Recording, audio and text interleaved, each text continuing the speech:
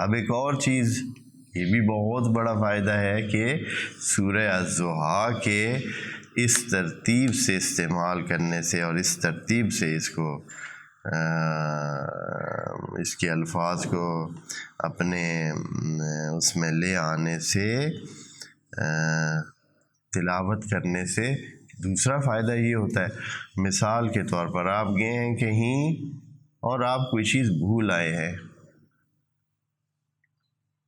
دکان پہ گئے ہیں، وہاں پیسے نکالے ہیں، موبائل نکالا ہے اور موبائل وہاں رکھا ہوا تھا، آپ اپنی چیز لے کر باہر چلے آئے ہیں اور پھر چلے گئے دور، موبائل ادھر ہی رہ گیا، یا مسجد میں گئے نماز پڑھی آپ نے، کوئی چیز وہاں رہ گئی، یا کسی اور جگہ آپ کی کوئی چیز رہ گئی ہے، ہو جاتا ہے چیز کوئی انسان کی کہیں رہ جاتی ہے اور بھول کے کہیں ادھر ادھر چلا جاتا ہے، یا اصلاً وہ جو ہے کہیں آپ نے رکھی ہے اور مل ہی نہیں رہی ہے، چیز ہے جو آپ بھول گئے ہیں۔ اب اس بھولی چیز کو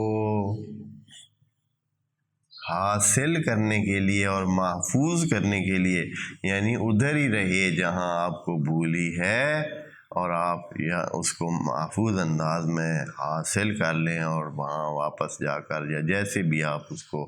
حاصل کریں، اس کا طریقہ یہ ہے کہ آپ کیا کریں، سورہ والضحیٰ کی تلاوت کریں،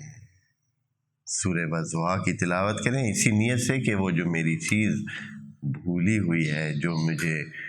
وہاں رہ گئی ہے، اسٹیشن پہ رہ گئی ہے، گاڑی میں رہ گئی ہے، فرض کریں آپ گاڑی میں سوار ہوئے ہیں، اترتے ہوئے آپ کی کوئی چیز وہاں گاڑی میں ہی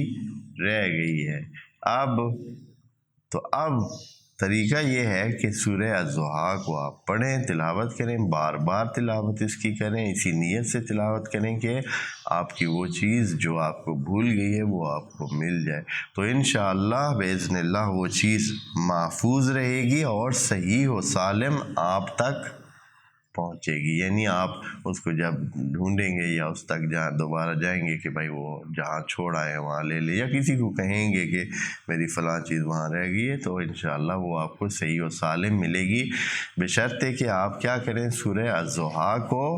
مسلسل جب بھی یاد آئے اس کے حوالے سے پڑھتے رہیں اور اس کے ساتھ